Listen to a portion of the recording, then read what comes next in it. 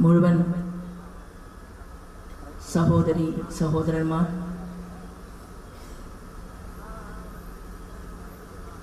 അനശ്വരനായി ഈ പ്രസ്ഥാനത്തിനു വേണ്ടി കൊടിപിടിക്കുകയും പ്രവർത്തിക്കുകയും നമുക്ക് നമ്മളിൽ നിന്ന് നല്ല പ്രായത്തിൽ അടർത്തി മാറ്റപ്പെടുകയും ചെയ്ത ജയകൃഷ്ണൻ മാസ്റ്ററുടെ, സ്വർഗീയനായിട്ടുള്ള ജയകൃഷ്ണൻ മാസ്റ്ററുടെ ആത്മാവ് ഇവിടെ വിലയം പ്രാപിച്ചിട്ടുണ്ട് എന്ന് ഞാൻ കരുതുന്നു. എൻ്റെ മുന്നിലുള്ള സഹോദരി സഹോദരന്മാരെ, ജനാധിപത്യ വിശ്വാസികളെ, ഏവർക്കും ഹൃദയപൂർവ്വം നമസ്കാരം. ഇന്നത്തെ ദിവസം 1999 കേരളത്തിൽ ഓരോ രാഷ്ട്രീയ പാർട്ടിയിലും പ്രവർത്തിക്കുന്ന, ആ പ്രസ്ഥാനത്തിനു വേണ്ടി പ്രവർത്തിച്ചുകൊണ്ടിരിക്കുന്ന നല്ലവരായിട്ടുള്ള മനുഷ്യരുടെ മനസ്സിൽ വലിയ വേദനയും ഞെട്ടലും സൃഷ്ടിച്ചുകൊണ്ടാണ് നമ്മുടെ പ്രിയപ്പെട്ട ആരാധനായിട്ടുള്ള ജയകൃഷ്ണൻ മാസ്റ്ററുടെ ജീവൻ പാനൂരിലെ മൊകേരിയിലെ സ്കൂളിൽ ക്ലാസ് മുറിയിൽ നമുക്ക് നഷ്ടപ്പെട്ടത്, അല്ലെങ്കിൽ നമുക്ക് മുന്നിൽ നഷ്ടപ്പെടുത്തിയത്. ആ സമയത്ത് 1995 എനിക്ക് ഓർമ്മയുണ്ട്, ഞാൻ യുവമോർച്ചയുടെ മലപ്പുറം ജില്ലയുടെ ഉപാധ്യക്ഷയാണ്. ഞങ്ങൾ പലരും ജയകൃഷ്ണൻ മാസ്റ്ററോട് ചോദിക്കും, മാഷേ കണ്ണൂരിൽ എങ്ങനെയുണ്ട്, എന്താണ് കണ്ണൂരിലെ സ്ഥിതി? ജയകൃഷ്ണൻ മാസ്റ്റർ പറയാറുള്ളത്, എത്രയോ ആളുകൾ കണ്ണൂരിൽ ഈ പ്രസ്ഥാനത്തെ വളർത്താൻ വേണ്ടിയിട്ട് ജീവൻ കൊടുത്തിട്ടുണ്ട്. നിങ്ങളൊക്കെ സുഖകരമായിട്ട് നടക്കുകയാണ്. മലപ്പുറത്തെയും തൃശ്ശൂരിലെയും എറണാകുളത്തെയും അതുപോലെ തന്നെ തിരുവനന്തപുരത്തെയും ഒക്കെ ഭാരവാഹികളോട് മാഷ് പറയും, കണ്ണൂര് ഞങ്ങൾ ഈ പ്രസ്ഥാനത്തിന്റെ കൊടിയെ നെഞ്ചേറ്റാൻ വേണ്ടി, ഈ പ്രസ്ഥാനത്തെ വളർത്താൻ വേണ്ടി ഞങ്ങൾ എന്തും സഹിക്കാൻ തയ്യാറാണ് എന്ന് പറഞ്ഞ ആ മനുഷ്യനെ 1999 ക്ലാസ് മുറിയിലിട്ട് വെട്ടിക്കീറി കൊലപ്പെടുത്തുമ്പോ അത് രാക്ഷസീയമായിട്ടുള്ള മാർക്സിസ്റ്റ് പാർട്ടിയുടെ ആക്രമണമായിരുന്നു. ഈ ആക്രമണത്തിൽ, അല്ലെങ്കിൽ ക്ലാസ് മുറിയില് അദ്ദേഹത്തിന്റെ ചോരത്തുള്ളികൾ തെറിച്ചു വീണപ്പോ ഷെസീന എന്ന് പറയുന്ന, അങ്ങനെയാണ് എന്റെ ഓർമ്മ, ആ പെൺകുട്ടി അടക്കം 10-16 കുട്ടികൾക്ക് പിന്നീട് ഒരിക്കൽ പോലും പാഠപുസ്തകങ്ങളിലെ എഴുത്തുകൾ വായിക്കാൻ സാധിക്കാതെ, ഏതെങ്കിലും ഒരു ക്ലാസ് മുറിയിൽ പോയി പഠനം മുഴുമിപ്പിക്കാൻ സാധിക്കാതെ മനസ്സ് വിറങ്ങലിച്ചുകൊണ്ട് ജീവിക്കുന്ന മാസ്റ്റർ നമുക്ക് നഷ്ടപ്പെട്ടു. എന്നാൽ ജീവൻ നഷ്ടപ്പെട്ടിട്ടില്ലെങ്കിലും ജീവൻ നഷ്ടപ്പെട്ടതുപോലെ ജീവിക്കുന്ന കുട്ടികളെ എനിക്കും നിങ്ങൾക്കും ഈ കണ്ണൂരിന്റെ മണ്ണിൽ കാണാൻ സാധിച്ചു. ഈ പ്രസ്ഥാനത്തെ ഇല്ലായ്മ ചെയ്യാൻ മാർക്സിസ്റ്റ് പാർട്ടിയുടെ നേതൃത്വം പരിശ്രമിച്ചപ്പോ അന്ന് കേരളത്തിൽ അവർ മാർക്സിസ്റ്റ് പാർട്ടി എന്ന് പറഞ്ഞാൽ മൃഗീയമായി, രാക്ഷസീയമായി എതിർപക്ഷത്ത് നിൽക്കുന്ന ആളുകളെ കൊന്നൊടുക്കാനുള്ള ഒരു യന്ത്രമായിരുന്നു CPM. അവർക്ക് മറ്റൊന്നും അറിയില്ല. അവർക്ക് കൊല്ലാൻ അറിയാം, വെട്ടാൻ അറിയാം, മനുഷ്യരുടെ ചോര വാർത്തെടുക്കാൻ അറിയാം, കുടുംബങ്ങളെ അനാഥമാക്കാൻ അറിയാം. മറ്റൊന്നും അറിയാത്ത ഒരു രാഷ്ട്രീയ പാർട്ടി. ആ പാർട്ടി ദേശീയ തലത്തിൽ ആ കാലഘട്ടത്തിലൊക്കെ കുറച്ചൊക്കെ ഉണ്ടായിരുന്നുവെങ്കിൽ ഇന്ന് നമ്മൾ 99 നിന്ന് 2024 എത്തി നിൽക്കുമ്പോ 25 വർഷം നമ്മെ വിട്ടുപിരിഞ്ഞ ജയകൃഷ്ണൻ മാസ്റ്ററുടെ ഓർമ്മ ഇന്നും ജീവൻ തുളുമ്പിക്കൊണ്ട് ഇവിടെ ഇരിക്കുന്ന മുഴുവൻ ആളുകളുടെയും ഹൃദയത്തിൽ ഇരുത്താൻ സാധിച്ചു എന്നുള്ളതാണ് മിസ്റ്റർ പിണറായി വിജയൻ മാർക്സിസ്റ്റ് പാർട്ടിക്ക് ഞങ്ങളുടെ മുന്നിൽ തോൽക്കേണ്ടി വന്നത്. നിങ്ങൾ കണ്ണൂരിന്റെ മണ്ണിൽ വാടിക്കൽ രാമകൃഷ്ണൻ എന്ന് പറയുന്ന പാവപ്പെട്ട തൊഴിലാളിയെ കൊലപ്പെടുത്തിയത് ഒരു ബൂർഷയെ ഇല്ലാതാക്കാൻ വേണ്ടിയിട്ടാണോ? നിങ്ങൾ ഇവിടുത്തെ ഓട്ടോറിക്ഷ ഓടിക്കുന്ന തൊഴിലാളികളെ കൊലപ്പെടുത്തിയത് നിങ്ങൾ ബൂർഷകളെ ഇല്ലാതാക്കാൻ വേണ്ടിയിട്ടാണോ? നിങ്ങൾ കേരളത്തിന്റെ മണ്ണിൽ ആദ്യത്തെ കൊലപാതകം നടത്തിയപ്പോ അന്ന് തന്റെ ഇടമുള്ളവർ ഭയപ്പാടില്ലാത്തവർ നിങ്ങളുടെ പ്രസ്ഥാനത്തിന്റെ മുന്നിൽ നിന്നുകൊണ്ട് സാക്ഷി പറയാൻ സാധിക്കാത്ത മനുഷ്യരുടെ വികാരത്തെയും വിചാരത്തിന്റെയും മുകളിൽ ചവിട്ടി നിന്നുകൊണ്ട് നിങ്ങൾ കേരളത്തിന്റെ മണ്ണിൽ മുന്നോട്ട് പോയെങ്കിൽ നിങ്ങൾ ഭാരതാംബയുടെ മുന്നിൽ കണക്ക് പറഞ്ഞിരിക്കുകയാണ്. ഒരേ ഒരു പോളിറ്റ് ബ്യൂറോ മെമ്പർ പിണറായി വിജയനെ നെഞ്ചത്ത് കൈവച്ചുകൊണ്ട് ശപിക്കുകയാണ്. മാർക്സിസ്റ്റ് പാർട്ടിക്കകത്തുള്ള നല്ലവരായിട്ടുള്ള മനുഷ്യർ ആ അവസ്ഥയിലേക്ക് എത്തിയില്ലേ? താങ്കളുടെ സ്ഥാനം, താങ്കളുടെ പാർട്ടിയുടെ സ്ഥാനം ദേശീയ തലത്തിൽ എവിടെയുണ്ട് ഈ പാർട്ടി? പ്രിയപ്പെട്ട ജനാധിപത്യ വിശ്വാസികളെ, കണ്ണൂരിൽ എന്റെ പ്രസംഗം കേൾക്കുന്ന നല്ലവരായിട്ടുള്ള സഖാക്കന്മാരുണ്ടെങ്കിൽ ഞങ്ങൾ പറയാൻ ആഗ്രഹിക്കുന്നത്, ബംഗാളിൽ എവിടെ എത്തി? എത്രയുണ്ട് നിങ്ങളുടെ കയ്യിൽ? ഒരു കൈയെടുത്ത് വിരലിൽ എണ്ണാവുന്ന ആളുകൾ മാത്രം ബംഗാളിൽ മാർക്സിസ്റ്റ് പാർട്ടിക്ക് MLA-മാർ. ത്രിപുരയിൽ നിങ്ങളില്ല. അവസാനം നിങ്ങൾ കളിക്കുന്നത് ഇന്ന് കേരളത്തിന്റെ മണ്ണിൽ മാത്രമാണെങ്കിൽ ഞാനും നിങ്ങളും എടുക്കുന്ന ശപഥം എന്ന് പറയുന്നത് അവസാന താണിയടിക്കാൻ തയ്യാറായിക്കൊള്ളൂ ഓരോരുത്തരും എന്നുള്ളതാണ്. അവിടെ നമുക്ക് പ്രായത്തിന്റെ പരിധിയില്ല. എന്തുകൊണ്ടാണ് പത്മിനി ടീച്ചർ ഈ സ്റ്റേജിലേക്ക് കടന്നു വന്നത്? ടീച്ചർ പറഞ്ഞില്ലേ, എനിക്ക് കസേരയിൽ ഇരിക്കാൻ താല്പര്യമില്ല. എന്താ കാരണം? ടീച്ചർ പറയുകയാണ്, ഇത് യുവമോർച്ചയുടെ പരിപാടിയാണ്. ടീച്ചർ അങ്ങനെയാണ്, ടീച്ചർ എപ്പോഴും അങ്ങനെയാണ്. ടീച്ചർ പറയുകയാണ്, ഞാൻ സ്റ്റേജിൽ ഇരിക്കില്ല ശോഭയെ എന്നാണ് പറഞ്ഞത്. ഞാൻ പറഞ്ഞത്, ഇതുപോലെ ഒരു അമ്മയെ ഇന്ന് രാവിലെ കൗസല്യാമ്മയെ കണ്ട് തിരിച്ച് ആ വീടിന്റെ പടിക്കെട്ടുകൾ ഇറങ്ങിപ്പോരുമ്പോൾ അവിടെ എന്റെയും നിങ്ങളുടെയും പ്രിയപ്പെട്ട ജയകൃഷ്ണൻ മാസ്റ്റർ എന്ന് പറയുന്ന മകനെ നഷ്ടപ്പെട്ട അമ്മയുടെ കണ്ണീരിനെ ഏറ്റുവാങ്ങിക്കൊണ്ട് എത്രയോ വർഷക്കാലം ഭാരതീയ ജനതാ മഹിളാ മോർച്ചയുടെ പ്രവർത്തനത്തിന് നേതൃത്വം കൊടുത്ത പത്മിനി ടീച്ചർ ഈ വേദിയിൽ ഇരിക്കണമെന്നുള്ളത് ടീച്ചറുടെ താല്പര്യമല്ല, നിങ്ങളുടെ മക്കളെ പോലെയുള്ള ഞങ്ങളുടെ താല്പര്യമാണ്. കാരണം എന്താണെന്ന് അറിയുമോ? ഈ പ്രസ്ഥാനം അങ്ങനെയാണ്. പൂർവ്വസൂരികളോട് കൂറു പുലർത്തിയിട്ടുള്ള പ്രസ്ഥാനം, പൂർവ്വസൂരികളെ സ്മരിക്കുന്ന പ്രസ്ഥാനം. ഈ പ്രസ്ഥാനത്തിൽ നിന്നുകൊണ്ട് നമ്മൾ പ്രവർത്തിക്കുമ്പോൾ ചില ആളുകളൊക്കെ ചോദിക്കുന്നുണ്ട്, എന്താണ് സത്യപ്രകാശൻ മാസ്റ്റർക്ക് കിട്ടിയത്? എന്താണ് ശോഭാ സുരേന്ദ്രന് കിട്ടിയത്? നിൽക്കുന്ന സ്ഥലങ്ങളിലെല്ലാം തിരഞ്ഞെടുപ്പിൽ വോട്ടുകൾ കിട്ടും, പക്ഷേ തോറ്റു പോയിട്ടും നിങ്ങൾക്ക് എന്തുകൊണ്ടാണ് നിങ്ങൾ ഈ പ്രസ്ഥാനത്തിൽ പ്രവർത്തിക്കുന്നത് എന്ന് നമ്മുടെ പ്രസ്ഥാനത്തെ അറിയാത്ത ചില ആളുകൾ നമ്മോട് ചോദിക്കാറുണ്ട്. ശരിയല്ലേ? ഇവിടെ ഇരിക്കുന്ന ഓരോരുത്തരോടും ചോദിക്കാറുണ്ട്. അപ്പോ നമ്മൾ അതിന് കൊടുക്കുന്ന ഉത്തരം ഇങ്ങനെയാണ്: കഠിന കണ്ടകാകീർണമാണെങ്കിലും വെടിയുകില്ല ഞാൻ ഈ വഴിത്താരയെ, അനുഗമിക്കില്ല മറ്റൊരു പാതയെ എന്നാണ് ഞാനും നിങ്ങളും ചൊല്ലുന്ന അമരമന്ത്രമെങ്കിൽ ആ അമരമന്ത്രം ചൊല്ലിക്കൊണ്ടാണ് നമ്മൾ ഈ സമൂഹത്തിന്റെ മുന്നിൽ മുന്നോട്ട് പോകുന്നതെങ്കിൽ ഒന്നുകിൽ ഞങ്ങളുടെ പ്രായത്തിൽപ്പെട്ട ആളുകൾ, അതല്ലെങ്കിൽ അടുത്ത തലമുറയിൽപ്പെട്ടവർ, നമ്മൾ എടുത്തിട്ടുള്ള പ്രതിജ്ഞ നിങ്ങൾ കണക്ക് പുസ്തകത്തിൽ എഴുതി വെച്ചുകൊള്ളൂ.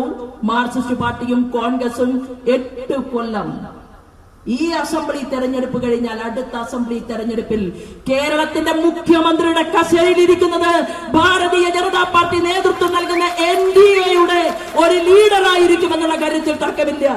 ത്രിപുരയിൽ 2.5% നിന്ന് മുഖ്യമന്ത്രിയെ സൃഷ്ടിക്കാൻ നമുക്ക് സാധിച്ചിട്ടുണ്ടെങ്കിൽ ഈ കേരളത്തിൽ കഴിഞ്ഞ പാർലമെന്റ് തെരഞ്ഞെടുപ്പിൽ 20% വോട്ട് ഈ പ്രസ്ഥാനത്തിലേക്ക് ആവാഹിച്ചെടുക്കാൻ ഇവിടുത്തെ ജനങ്ങൾ തയ്യാറായിട്ടുണ്ടെങ്കിൽ, പ്രിയപ്പെട്ടവരെ, സ്വർഗീയനായിട്ടുള്ള KT ജയകൃഷ്ണൻ മാസ്റ്ററുടെ അദ്ദേഹത്തിന്റെ പ്രഭയ്ക്ക് മുന്നിൽ അദ്ദേഹത്തിന്റെ ഓർമ്മയ്ക്ക് മുന്നിൽ ഞാൻ സംസാരിക്കാൻ ആഗ്രഹിക്കുന്നത്, ഇത് കൂത്തുപറമ്പാണ്, രക്തസാക്ഷികളുടെ മണ്ണ്. രക്തസാക്ഷികൾക്ക് വേണ്ടി 1000 കാര്യങ്ങൾ സംസാരിക്കുന്നു എന്ന് അവകാശപ്പെടുന്ന കേരളത്തിന്റെ മാർക്സിസ്റ്റ് പാർട്ടിയുടെ നേതാക്കന്മാരുടെ മണ്ണ്.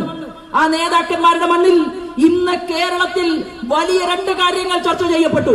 എന്താണെന്നറിയുമോ? അൻവർ, മലപ്പുറം ജില്ലക്കാരനായിട്ടുള്ള ഇടതുപക്ഷ ജനാധിപത്യ മുന്നണിയുടെ കൂടെയുള്ള MLA അൻവറും, പിന്നെ ഏറ്റവും വലിയ മാഫിയ കാരാട്ട് റസാഖും എങ്ങനെ പാർട്ടിയിൽ നിന്ന് പുറത്തുപോയി എന്നതാണ് ചർച്ച.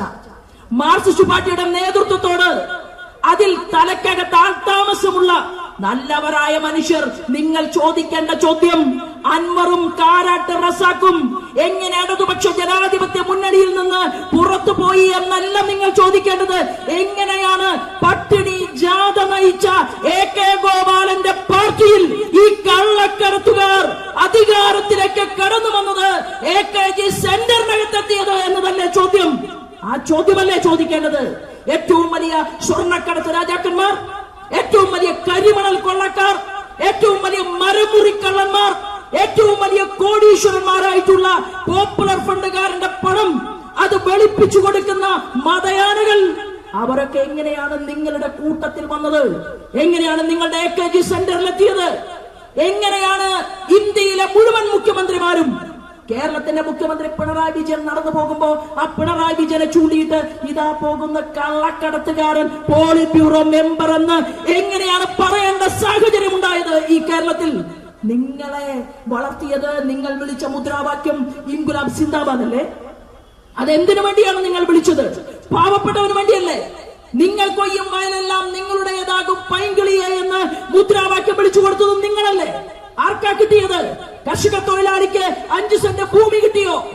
കർഷക തൊഴിലാളിയുടെ പേര് പറഞ്ഞ് നിങ്ങൾ മുദ്രാവാക്യം വിളിച്ചു കൊടുത്ത് നിങ്ങൾ പാവപ്പെട്ടവരുടെ കുടുംബങ്ങളിലെ മക്കൾക്ക് പഠിക്കാൻ ആവശ്യമായിട്ടുള്ള ഉന്നത നിലവാരമുള്ള കോളേജുകൾ പോലും കേരളത്തിന്റെ മണ്ണിൽ സൃഷ്ടിക്കാതിരിക്കണമെന്ന് ആഗ്രഹിച്ചുകൊണ്ടല്ലേ നിങ്ങൾ പ്രവർത്തിക്കുന്നത്? കൂത്തുപറമ്പിലെ പുഷ്പനെ കാണാൻ സഖാക്കന്മാർ വന്നത് നമ്മൾ എല്ലാവരും കണ്ടതാണ്. ആ കൂത്തുപറമ്പിലെ പുഷ്പനെ ചതിച്ചവനല്ലേ കേരളത്തിന്റെ മുഖ്യമന്ത്രി പിണറായി വിജയൻ? അദ്ദേഹത്തിന്റെ പാർട്ടി, അദ്ദേഹത്തിന്റെ പാർട്ടിയിലെ നേതാക്കന്മാർ അല്ലേ? നിങ്ങൾ എന്തിനാണ് സമരത്തിന് പോയത്? നിങ്ങൾ എന്തിനാണ് വെടിവെച്ചത്? സ്വാശ്രയ കോളേജ് വേണ്ട എന്ന് പറഞ്ഞിട്ടല്ലേ? എന്നിട്ട് നിങ്ങളുടെ മുഖ്യമന്ത്രി, ഇവിടുത്തെ സഖാക്കന്മാരോട് ഞാൻ ചോദിക്കട്ടെ, സഖാക്കന്മാരുടെ മുഖ്യമന്ത്രി പിണറായി വിജയന്റെ 2 കുട്ടികൾ എവിടെയാണ് പഠിച്ചത്? സ്വാശ്രയ കോളേജിലല്ലേ മകൾ പഠിച്ചത് അല്ലേ? ആ മകളുടെ ഭർത്താവല്ലേ കേരളത്തിലെ ടൂറിസം വകുപ്പ് മന്ത്രി? ആ ടൂറിസം വകുപ്പ് മന്ത്രിക്ക് ഇവിടത്തെ ഏതെങ്കിലും ഒരു സഖാവിന്റെ നാട്ടിൽ, ഞങ്ങളുടെ നാട്ടിൽ വേണ്ട, അയോധ്യ നഗറിൽ വേണ്ട, RSSകാരും BJPക്കാരും തിങ്ങിപ്പറക്കുന്ന പ്രദേശം വേണ്ട, അല്ലാത്ത ഏതെങ്കിലും ഒരു സ്ഥലത്ത് 10 കമ്മ്യൂണിസ്റ്റുകാരനെങ്കിലും ഉപകാരം ഉണ്ടാകാൻ വേണ്ടി കേന്ദ്രത്തിൽ നിന്ന് നരേന്ദ്രമോദി കൈയയച്ച് കേന്ദ്രമന്ത്രിയാക്കിയിട്ടുള്ള സുരേഷ് ഗോപി എന്ന് പറയുന്ന ഒരു ടൂറിസം വകുപ്പ് മന്ത്രിയെ കണ്ട് കണ്ണൂരിലെ ഏതെങ്കിലും ഒരു സ്ഥലത്ത് 10 പേരെ ടൂറിസ്റ്റ് ആളുകളെ ഇങ്ങോട്ടേക്ക് കൊണ്ടുവരാനുള്ള ഒരു പ്രൊജക്ട് കൊടുക്കാൻ ഈ മരുമകൻ റിയാസിന് സാധിച്ചോ? എന്താ സാധിക്കാത്തത്? കണ്ണൂർ അങ്ങനെ രക്ഷപ്പെടണ്ട, കേരളം അങ്ങനെ രക്ഷപ്പെടണ്ട, ഇതല്ലേ നിങ്ങൾ തീരുമാനമെടുത്തിട്ടുള്ളത്? നിങ്ങളുടെ തീരുമാനം എന്ന് പറയുന്നത്, നിങ്ങൾ ആഗ്രഹിക്കുന്നത് കേരളത്തിലെ പാവപ്പെട്ടവർ തിങ്ങിപ്പാർക്കുന്ന കോളനികൾ അതങ്ങനെ തന്നെ ഉണ്ടാകണം. അങ്ങനെ ഉണ്ടായാലല്ലേ മയക്കുമരുന്ന് കച്ചവടത്തിന് ആളെ കിട്ടൂ. അങ്ങനെ ഉണ്ടായാലല്ലേ പാവപ്പെട്ടവന്റെ കുട്ടികളെ നിങ്ങൾക്ക് നശിപ്പിക്കാൻ പറ്റൂ. നിങ്ങൾ ഈ തിരുവനന്തപുരത്തും മുതൽ കാസർഗോഡ് മുതൽ തിരുവനന്തപുരം വരെ എത്രയോ പാവപ്പെട്ടവന്റെ കുടിലുകളിൽ 8ാം ക്ലാസ് മുതൽ പഠിക്കുന്ന കുട്ടികൾ മയക്കുമരുന്ന് കച്ചവടത്തിന്റെ ഇടനിലക്കാരായിട്ട് മാറിയിട്ടുണ്ട് കേരളത്തിന്റെ മുഖ്യമന്ത്രി.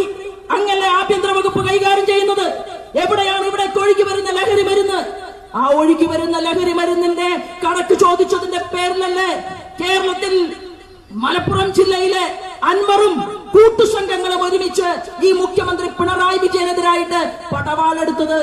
നിങ്ങൾ കള്ളക്കടത്തിന് നേതൃത്വം കൊടുക്കുന്നു, നിങ്ങൾ ലഹരി മാഫിയക്ക് നേതൃത്വം കൊടുക്കുന്നു, നിങ്ങൾ ലോകത്തെ വലിയ വലിയ രാജ്യങ്ങൾ ബോംബുണ്ടാക്കാൻ വേണ്ടി ഉപയോഗിക്കുന്ന ആലപ്പുഴയിലെ കരിമണലിലെ തോറിയം അത് നിങ്ങൾ വിൽക്കാൻ കൂട്ടുനിൽക്കുന്നു. നിങ്ങൾ കരിമണൽ കർത്തയുടെ കയ്യിൽ നിന്ന് മാസപ്പടി വാങ്ങിയിരിക്കുന്നു. നിങ്ങളുടെ മകൾ വീണയും നിങ്ങളുടെ മരുമകനും പിന്നെ നിങ്ങളുടെ മകനും പിന്നെ മകന്റെ അമ്മായിയപ്പനും ഉൾപ്പെടെയുള്ള ആളുകൾ ഒരുമിച്ച് ചേർന്നുകൊണ്ട് നിങ്ങൾ കോടികളുടെ ബിസിനസിന്റെ കഥ പറയാൻ വേണ്ടിയിട്ടല്ലേ നിങ്ങൾ അമേരിക്കയിലേക്ക് പോകുന്നത്? നിങ്ങൾ അതിനല്ലേ ലോകരാജ്യങ്ങളിൽ യാത്ര ചെയ്യുന്നത്?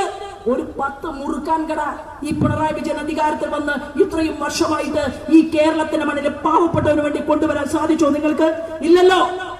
ഞാൻ പറയാൻ ആഗ്രഹിക്കുന്നത്, പ്രിയപ്പെട്ട ജനാധിപത്യ വിശ്വാസികളെ, നിങ്ങളുടെ മുന്നിൽ നിങ്ങളുടെ കമ്മ്യൂണിസ്റ്റുകാരനോടാണ്, മാർക്സിസ്റ്റുകാരനോടാണ്, നിങ്ങളുടെ മുന്നിൽ നിങ്ങളോട് ഞങ്ങളെ എതിർക്കാനായി RSSനെയും BJPയെയും എതിർക്കാൻ വേണ്ടി പറഞ്ഞു തന്നത് അത്രയും കളവാണ്, കാപട്യമാണ്. ഞങ്ങൾ പ്രവർത്തിക്കുന്നത് ഈ രാജ്യത്തിന്റെ ഐശ്വര്യത്തിന് വേണ്ടിയിട്ടാണ്, അഖണ്ഡതയ്ക്ക് വേണ്ടിയിട്ടാണ്. ഞങ്ങൾ പ്രവർത്തിക്കുന്നത് ഏതെങ്കിലും SDPIക്കാരനെ കൂട്ടി, പോപ്പുലർ ഫണ്ടുകാരനെ കൂട്ടി ഏതെങ്കിലും ഒരു വാർഡ് ഭരിക്കാൻ വേണ്ടി ആഗ്രഹിച്ചുകൊണ്ടല്ല ഞങ്ങൾ ഈ പ്രസ്ഥാനവുമായിട്ട് മുന്നോട്ട് പോകുന്നത്. ഒരു പഞ്ചായത്ത് പ്രസിഡന്റിനെ സൃഷ്ടിക്കാൻ വേണ്ടി ഇവിടുത്തെ ഭീകരവാദികളെ പണം പറ്റിക്കൊണ്ട് എളുപ്പ വഴിയിൽ, കുറുക്കു വഴിയിലൂടെ പഞ്ചായത്ത് പ്രസിഡന്റിന്റെ കസേര പിടിക്കാനല്ല. ഞങ്ങൾ കേരളത്തിന്റെ മണ്ണിൽ പ്രവർത്തിക്കുന്നത് ഒരു MLA സൃഷ്ടിക്കുക എന്നുള്ളതല്ല ഞങ്ങളുടെ അവസാനത്തെ സ്വപ്നം എന്ന് പറയുന്നത്. ഞങ്ങളുടെ സ്വപ്നം എന്ന് പറയുന്നത് ഈ സംസ്ഥാനത്തിന്റെ, ഈ രാജ്യത്തിന്റെ അതിർത്തി കടന്നുകൊണ്ട് രാജ്യത്തെ തകർക്കാൻ വേണ്ടി അന്താരാഷ്ട്ര ഭീകരവാദ ശക്തികളുടെ പണം പറ്റിക്കൊണ്ട് പ്രവർത്തിക്കുന്നവന്മാർ ഈ രാജ്യത്തിനകത്തേക്ക് കടന്നു വരുമ്പോ അവൻ തീവ്രവാദിയാണെങ്കിൽ അവനെതിരെ മുദ്രാവാക്യം വിളിച്ച്, അവനെതിരെ പ്രതിഷേധിച്ച്, അവന്റെ പാർട്ടിക്കെതിരെ പ്രതിഷേധിച്ച് ഞങ്ങൾ തോറ്റാലും തോറ്റാലും തോറ്റാലും വീണ്ടും ഞങ്ങളുടെ ശരീരത്തിലെ അവസാന തുള്ളിച്ചോര നഷ്ടപ്പെടുന്നത് വരെയും ഈ രാജ്യത്തിന്റെ കാവൽക്കാരായി ഉണ്ടാകും. ഇതാണ് ഞങ്ങളുടെ ദൃഢപ്രതിജ്ഞ എന്ന് ഇവിടുത്തെ ഇടതുപക്ഷക്കാരനോടും ഇവിടുത്തെ വലതുപക്ഷക്കാരനെയും ഓർമ്മപ്പെടുത്താൻ ഞാൻ ആഗ്രഹിക്കുകയാണ്. നമ്മുടെ പ്രിയപ്പെട്ട ജയകൃഷ്ണൻ മാസ്റ്റർ സ്വപ്നങ്ങളുള്ള, മോഹങ്ങളുള്ള, നമ്മളെയെല്ലാം തന്നെ യുവമോർച്ച പ്രസ്ഥാനത്തിലേക്ക് ആകർഷിച്ചു കൊണ്ടുവന്ന് ഞങ്ങളെയെല്ലാം നല്ല നല്ല കാര്യങ്ങൾ പറഞ്ഞു തന്ന് വളർത്താൻ പരിശ്രമിച്ച ആ അദ്ദേഹത്തിന്റെ ഓർമ്മകൾ വീണ്ടും വീണ്ടും ഇടയിൽ നമ്മുടെ മനസ്സിനകത്തേക്ക് കടന്നു വരികയാണ്. സാധാരണഗതിയില് ബലിദാന പരിപാടികളിൽ അങ്ങേയറ്റം, പ്രത്യേകിച്ച് ജയകൃഷ്ണൻ മാസ്റ്ററുടെ പരിപാടിയിൽ അപൂർവമായിട്ടുള്ള സമയങ്ങളിൽ മാത്രം ഞാൻ പങ്കെടുക്കാൻ തയ്യാറായിട്ടുള്ള ഒരാളാണ്. കാരണം എനിക്ക് ആ കുന്നംകുളത്തിന്റെ ഇടവഴികളിലൂടെ മാസ്റ്റർ, ഒരുപക്ഷെ സത്യപ്രകാശൻ മാസ്റ്റർക്ക് ഓർമ്മയുണ്ടാകും, കാൽവിരലുകൾ പൊട്ടി മണിക്കൂറുകൾ പദയാത്ര നടത്തി നടന്നു വരുന്ന ആ ജയകൃഷ്ണൻ മാസ്റ്ററുടെ ഓർമ്മ ഇതുൾപ്പെടെ മനസ്സിനകത്തേക്ക് വരുന്ന ഒരു സഹോദരി എന്നുള്ള രീതിയിൽ ഒരുപാട് കാര്യങ്ങൾ എന്റെ മനസ്സിനകത്തേക്ക് വരികയാണ്. ഞാൻ പറയാൻ ആഗ്രഹിക്കുന്നു. നേരത്തെ അധ്യക്ഷൻ പറഞ്ഞു, ഇതൊരു കാടാണ്, ഈ കാട്ടിനകത്ത് സിംഹവും പുലിയും മാനും എല്ലാം ഉണ്ട്. ശരിയാണ്. ഈ സിംഹത്തിന് വേണ്ടി അല്ലെങ്കിൽ മുന്നേ നടക്കുന്ന സിംഹങ്ങളെ പതിയിരുന്ന് ആക്രമിച്ച് ഇല്ലായ്മ ചെയ്ത് നമ്മുടെ പ്രസ്ഥാനത്തിനെതിരെ അതിനനുസൃതമായിട്ടുള്ള കരുക്കൾ നീക്കിക്കൊണ്ട് അവർ മുന്നോട്ട് പോകുമ്പോ അതിനെയെല്ലാം തരണം ചെയ്തുകൊണ്ട് നമ്മുടെ പൂർവികന്മാർ പ്രവർത്തിച്ചതുകൊണ്ട് ഇന്ന് കേരളത്തിൽ നമ്മുടെ പ്രസ്ഥാനം വളരുകയും മുന്നോട്ട് പോവുകയും നമ്മൾ തീരുമാനിച്ചാൽ 30-ലധികം വരുന്ന MLA-മാർ അടുത്ത 2 വർഷത്തിനധികം കേരള നിയമസഭയ്ക്കകത്ത് പോകുമെന്നുള്ള കാര്യത്തിൽ ഒരു തർക്കവും വേണ്ട. അത് നമ്മൾ എടുക്കുന്ന തീരുമാനമാണ്. അതിവിടത്തെ ചില പ്രത്യേകമായിട്ടുള്ള ചില ആളുകൾ ചിന്തിക്കുന്നത് പോലെ, ചില ആളുകൾ പറയുന്നത് പോലെ നിങ്ങളുടെ എല്ലാം പോയില്ലേ എന്ന് ചോദിക്കുകയാണ്. എന്ത് കണ്ടിട്ടാണ്? ഒരു ഉപതെരഞ്ഞെടുപ്പിന്റെ റിസൾട്ട് കണ്ടിട്ടാണ്. ഒരു ഉപതെരഞ്ഞെടുപ്പിന്റെ റിസൾട്ട് കണ്ട് ഭാരതീയ ജനതാ പാർട്ടിക്ക് എല്ലാം നഷ്ടപ്പെട്ടു എന്ന് പറഞ്ഞ് ചില ആളുകൾ കഥകൾ മനയുമ്പോൾ നിങ്ങൾ മനസ്സിലാക്കേണ്ടത് അവിടെ പച്ചക്കൊടി പിടിച്ച് ആഹ്ലാദ പ്രകടനം നടത്തുന്നവരെ നമ്മൾ കണ്ടു. പച്ചക്കൊടി പിടിച്ച് ആഹ്ലാദ പ്രകടനം നടത്തുന്നത് മുസ്ലിം ലീഗുകാരനല്ല. പച്ചക്കൊടി പിടിച്ചുകൊണ്ട് ആഹ്ലാദ പ്രകടനം നടത്തിയത്, പ്രിയപ്പെട്ടവരെ, ഈ രാജ്യത്ത് നരേന്ദ്രമോദിയുടെയും അമിത്ഷായുടെയും NIA രാജ്യദ്രോഹികളെ പിടികൂടാനുള്ള യന്ത്രം സ്വന്തമായി കയ്യിലുള്ള ആ ദേശീയ സുരക്ഷാ ഏജൻസി നമ്മുടെ നാട്ടിലേക്ക് വന്ന് കേരളത്തിൽ നിന്ന് വരെ എത്രയോ തീവ്രവാദികളെ പിടിച്ചു കെട്ടി കൊണ്ടുപോയി അവരിൽ പലരും തീഹാർ ജയിലിൽ കിടക്കുന്നുണ്ടെങ്കിൽ അവരുടെ ചില ബാക്കി പത്രങ്ങളും അവശേഷിപ്പുകളിൽ ചില ആളുകളാണ് രാഹുൽ മാങ്കൂട്ടത്തിനെ ജയിപ്പിക്കാൻ വേണ്ടിയിട്ട് പച്ചക്കൊടി പിടിച്ച SDPI-കാരനും അതുപോലെ തന്നെ തീവ്രവാദിയുമെന്ന് ഈ കേരളത്തിലെ ജനങ്ങൾക്ക് കൃത്യമായി ബോധ്യപ്പെട്ടിട്ടുണ്ട് എന്നുള്ളതാണ്. പിന്നെ എളുപ്പമാണ് BJP-യെ ഇല്ലായ്മ ചെയ്യാൻ, യുവമോർച്ചയെ ഇല്ലായ്മ ചെയ്യാൻ, രാജ്യദ്രോഹ സംഘടനകളെ ഉപയോഗപ്പെടുത്തിക്കൊണ്ട് സാധിക്കുമോ എന്ന് പരിശോധിക്കുന്നവര് ഇടയ്ക്കിടയ്ക്ക് ഒന്ന് തിരിഞ്ഞു നോക്കുന്നത് നല്ലതാണ്.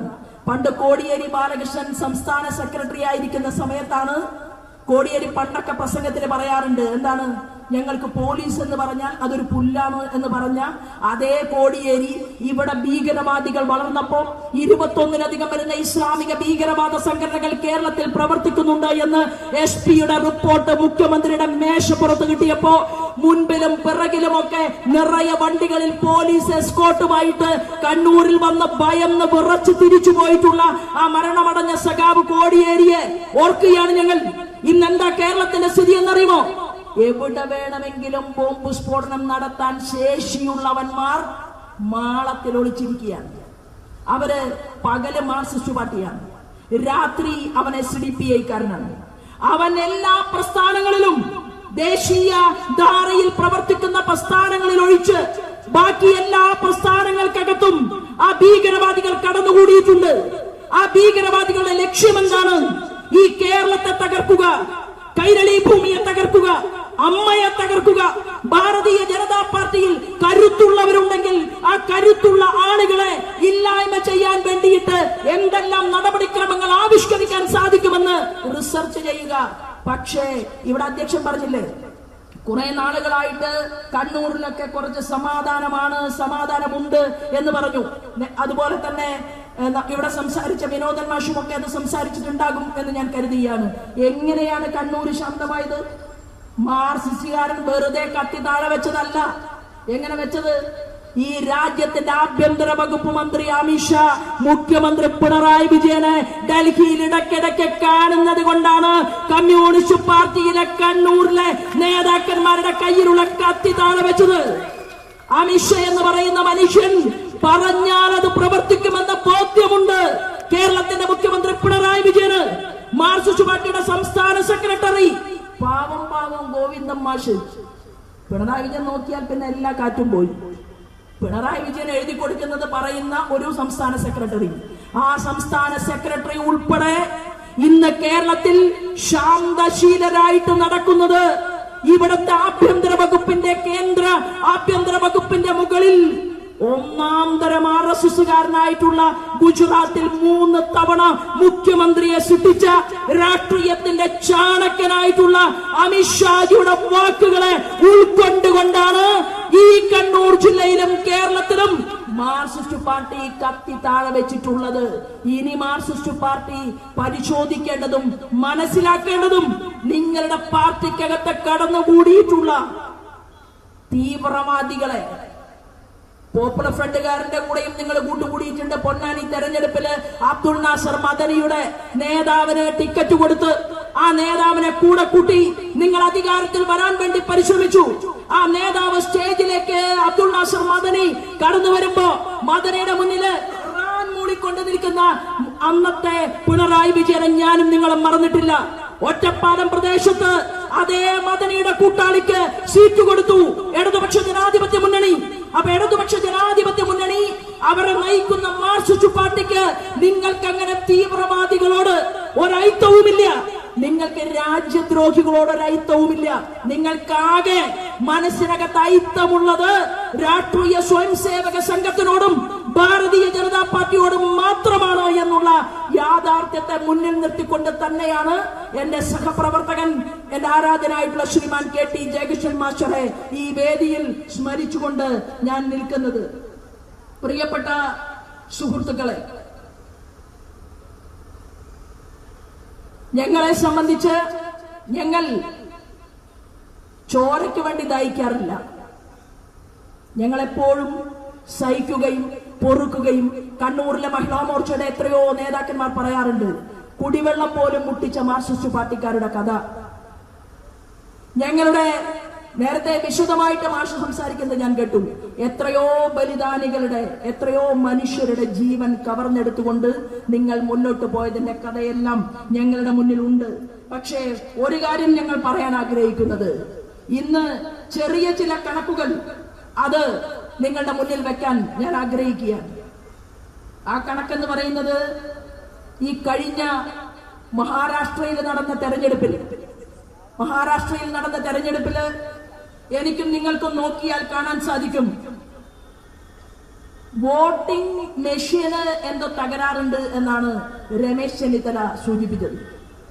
മഹാരാഷ്ട്രയിൽ ജനാധിപത്യത്തെ തകർക്കാൻ, ഏത് രീതിയിലും ജനാധിപത്യത്തെ ഇല്ലായ്മ ചെയ്യാൻ ചൈനയും പാകിസ്ഥാനുമായി കൂട്ടുകച്ചവടം നടത്തിക്കൊണ്ട് മുന്നോട്ട് പോകുന്ന സോറസിനെയും ഹിഡൻബർഗിനെയും വരെ ഉപയോഗപ്പെടുത്തിക്കൊണ്ട് ഈ രാജ്യത്ത് നരേന്ദ്രമോദി പ്രധാനമന്ത്രിയാകാതിരിക്കാൻ വേണ്ടി ഏറ്റവും കൂടുതൽ പരിശ്രമം നടത്തിയിട്ടുള്ള ആളുകൾ ഉൾപ്പെടെയുള്ളവർ, അവരുടെ ടീമുകൾ മഹാരാഷ്ട്രയിലേക്ക് ഇറങ്ങി വന്നു.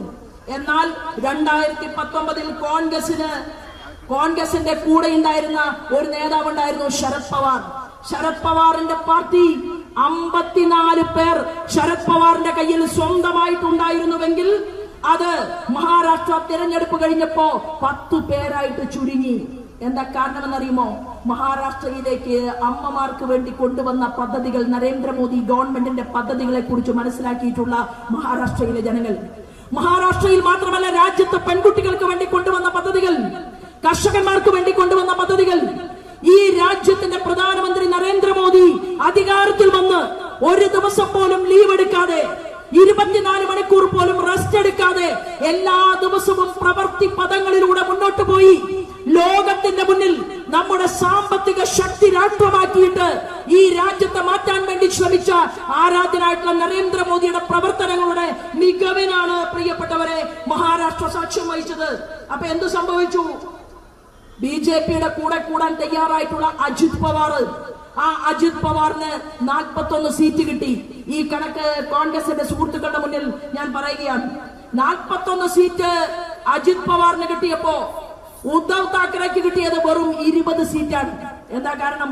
ബാൽ താക്കറെയുടെ കാലഘട്ടം മുതൽ മഹാരാഷ്ട്രയില് രാഷ്ട്രീയ സ്വയംസേവക സംഘം, അതുപോലെ തന്നെ ഭാരതീയ ജനതാ പാർട്ടി മഹാരാഷ്ട്രയുടെ ചൈതന്യത്തെ, ആത്മാവിനെ സംരക്ഷിക്കാൻ വേണ്ടി ഒരുമിച്ച് പ്രവർത്തിച്ച കാലഘട്ടങ്ങളെ ചിന്തിച്ചുകൊണ്ട്, മനസ്സിലാക്കിക്കൊണ്ട്, അത് ഹൃദയത്തിൽ വെച്ചുകൊണ്ട് യാത്ര ചെയ്തിരുന്നതിന് പകരമായി മഹാരാഷ്ട്രയില് നരേന്ദ്രമോദിക്കെതിരായിട്ട് ഒരു ഇന്ത്യ സഖ്യമുണ്ടാക്കാൻ വേണ്ടി കോൺഗ്രസും അതുപോലെ തന്നെ അവിടുത്തെ ഉദ്ധവ് താക്കറെയും ശരത് പവാറും എല്ലാവരും ഒരുമിച്ച് പരിശ്രമിച്ചപ്പോ ഉദ്ധവിന് 10 സീറ്റ് കൊടുത്തു, ഷിൻഡേക്ക് 56 സീറ്റ് കിട്ടി. പ്രിയപ്പെട്ടവരെ, കോൺഗ്രസിന് 44 സീറ്റ് കയ്യിലുണ്ടായിരുന്നു. ഞാൻ പറയാൻ ആഗ്രഹിക്കുന്നു ബഹുമാനപ്പെട്ട രമേശ് ചെന്നിത്തലയോട്, താങ്കൾ എക്സ്പീരിയൻസ്ഡ് ആയിട്ടുള്ള രാഷ്ട്രീയ നേതാവാണ്. പക്ഷേ താങ്കൾ മഹാരാഷ്ട്രയിൽ പോയി വലിയ പ്രവർത്തികളെല്ലാം ചെയ്തു കഴിഞ്ഞ് പാലക്കാടിലെ BJPയുടെ പരാജയത്തെ കുറിച്ച് സംസാരിക്കുമ്പോൾ മഹാരാഷ്ട്രയിലെ 16 സീറ്റാണ് ഇന്ത്യൻ നാഷണൽ കോൺഗ്രസിന് കിട്ടിയത്. ഇത്രയും വലിയ ഒരു രാജ്യത്ത് എന്റെ കയ്യിൽ ഒരു ഭൂപടം ഉണ്ടായിരുന്നു. ആ ഭൂപടം ഞാൻ ഇങ്ങോട്ടേക്ക് വരുമ്പോൾ എടുക്കണമെന്ന് കരുതി, പക്ഷെ അത് മറന്നുപോയി. ആ ഭൂപടം എന്ന് പറയുന്നത് നമ്മുടെ ഭാരതത്തിന്റെ ഒരു ഭൂപടം. ആ ഭൂപടത്തിലെ രാജസ്ഥാൻ നമ്മൾ ഭരിക്കുന്നു, മധ്യപ്രദേശ് നമ്മൾ ഭരിക്കുന്നു, ഉത്തർപ്രദേശ് നമ്മൾ ഭരിക്കുന്നു. പ്രിയപ്പെട്ടവരെ, ആ ഭൂപടം നമ്മൾ നോക്കുന്ന സമയത്ത് തെക്ക് തെലങ്കാനയും അതുപോലെ തന്നെ കർണാടകയും ഈ തമിഴ്നാടും കേരളവും ഒഴിച്ചുള്ള ബാക്കി എല്ലാ സ്ഥലങ്ങളും കാവിക്കടലായി മാറിയിട്ടുള്ള ഒരു ഭൂപടത്തിന്റെ ഫോട്ടോ ഒരുപക്ഷെ നിങ്ങളും ഞാനും ഒക്കെ ദൃശ്യമാധ്യമങ്ങളിലൂടെ കണ്ടിട്ടുണ്ടാകും. അതങ്ങ് കാശ്മീരം മുതൽ പരിശോധിച്ചു കഴിഞ്ഞാൽ ചെറിയ ചെറിയ പ്രദേശങ്ങളിൽ ചെറിയ ചെറിയ തുരുത്തുകളായിട്ട് കോൺഗ്രസുകാർ നിലകൊള്ളുകയാണ് ഈ രാജ്യത്ത്. അതെങ്ങനെ? അരവിന്ദ് കെജ്രിവാളിന്റെ പാർട്ടിയെ കൂട്ടുപിടിച്ച്, ലല്ലു പ്രസാദ് യാദവിനെ കൂട്ടുപിടിച്ച്, അതുപോലെ തന്നെ മമതാ ദീദിയെ കൂട്ടുപിടിച്ച്, ഇങ്ങനെ എല്ലാ ആളുകളെയും ഒരുമിച്ച് ചേർത്തിക്കൊണ്ട് ഒരു ഇന്ത്യ മുന്നണിയുടെ രൂപത്തിലും ഭാവത്തിലും ഈ രാജ്യത്ത് നമ്മളെ എതിർക്കാൻ പരിശ്രമിച്ചുകൊണ്ട് മുന്നോട്ട് പോകുമ്പോ നമ്മുടെ നാട് ശ്രീമാൻ നരേന്ദ്രമോദിയുടെ നേതൃത്വത്തിൽ വീണ്ടും വീണ്ടും ഉയർച്ചയിലേക്ക് നീങ്ങുകയാണ്. ഇതാ ലോകത്തിന്റെ വലിയ വലിയ രാജ്യങ്ങളുടെ നയതന്ത്ര പ്രതിനിധികളുടെ കണക്ക് പുറത്തു വന്നിരിക്കുകയാണ്. അവർ പറയുന്നത് ഭാരതം എന്ന് പറയുന്ന രാജ്യം സാമ്പത്തിക മേഖലയില് ഏതാണ്ട് 3ാമത്തെ ശക്തി രാഷ്ട്രമായിട്ട് നിലകൊള്ളാൻ പോവുകയാണ് എന്നാണ് ലോക രാജ്യങ്ങളുടെ കയ്യിൽ നിന്നുള്ള റിപ്പോർട്ടുകൾ പുറത്തു വരുന്നത്. ഞാൻ പറയാൻ ആഗ്രഹിക്കുന്നത്, 3 തവണ രാജ്യത്തിന്റെ പ്രധാനമന്ത്രിയായിട്ടുള്ള നരേന്ദ്രമോദി, 3 തവണ ഒരു വലിയ സംസ്ഥാനമായിട്ടുള്ള ഗുജറാത്തിന്റെ മുഖ്യമന്ത്രിയായിട്ടുള്ള നരേന്ദ്രമോദി, ആ നരേന്ദ്രമോദിയാണ് പ്രിയപ്പെട്ടവരെ ജനിച്ചു വീണ കുട്ടികൾക്ക് മുതൽ എത്രയോ പദ്ധതികൾ ആവിഷ്കരിച്ചുകൊണ്ട് ഈ നാട്ടിലേക്ക് പലതും കൊടുക്കുന്നത്. ഒരു മന്ത്രി ഒരു ചോദ്യം നമ്മുടെ മുഖ്യമന്ത്രിയോട് കഴിഞ്ഞ ദിവസം ചോദിച്ചിട്ടുണ്ട്. ആ മന്ത്രി അശ്വിനി വൈഷ്ണവാണ്. ആ അശ്വിനി വൈഷ്ണവ് എന്ന് പറയുന്ന മന്ത്രി ചോദിച്ചത് 3000 കോടി രൂപയിൽ താഴെ, 2700 2800 കോടി രൂപ ഇവിടുത്തെ റെയിൽവേ മേഖലയുടെ വികസനത്തിന് വേണ്ടി മാത്രം കേരളത്തിന്റെ ഖജനാവിലേക്ക് ഞാൻ നൽകിയിട്ടുണ്ട്. ആ 2800 കോടി രൂപ നിങ്ങൾ എന്താണ് ചെയ്തത്? നിങ്ങൾ അത് ചെലവഴിച്ചുവോ? അത് നിങ്ങൾ കേരളത്തിലെ ജനങ്ങളിലേക്ക് എത്തിച്ചു കൊടുത്തുവോ എന്നുള്ള ചോദ്യം കേന്ദ്രമന്ത്രി അശ്വിനി വൈഷ്ണവ് ചോദിച്ചു. ഉത്തരം ഭരണപക്ഷം പറഞ്ഞിട്ടില്ല. ധനകാര്യ വകുപ്പ് മന്ത്രി ഉത്തരം പറഞ്ഞിട്ടില്ല.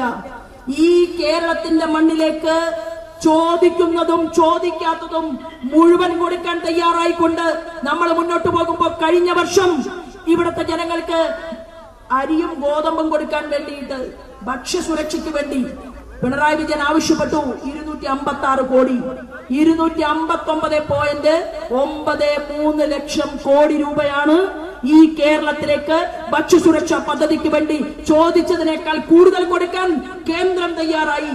മത്സ്യസമ്പത്ത് യോജന പദ്ധതിയുണ്ട്. ഞാൻ പാവപ്പെട്ടവരുടെ 1-2 പദ്ധതികൾ സൂചിപ്പിക്കുകയാണ്.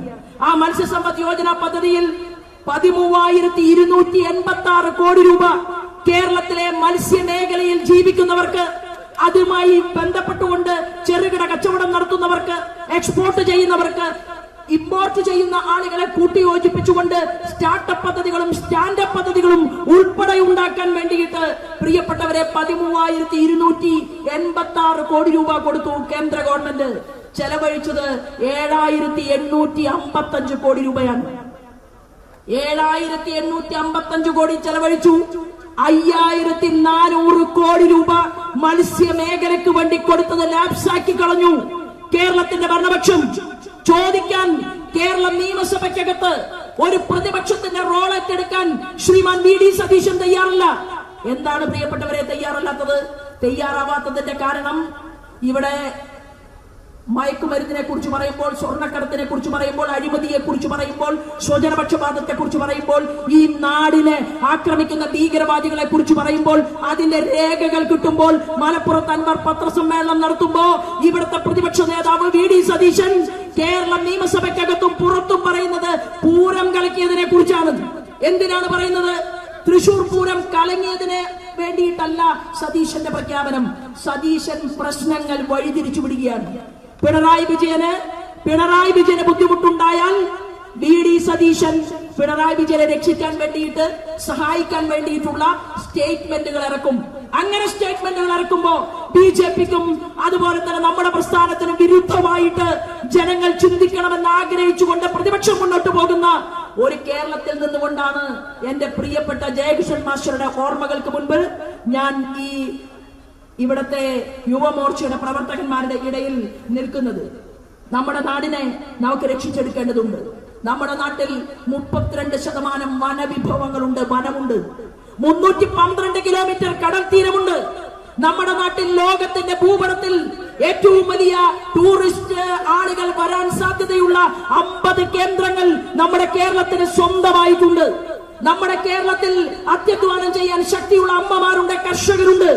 നമ്മുടെ കേരളത്തിൽ നന്നായി പഠിക്കാൻ ആഗ്രഹമുള്ള കുട്ടികളുണ്ട്.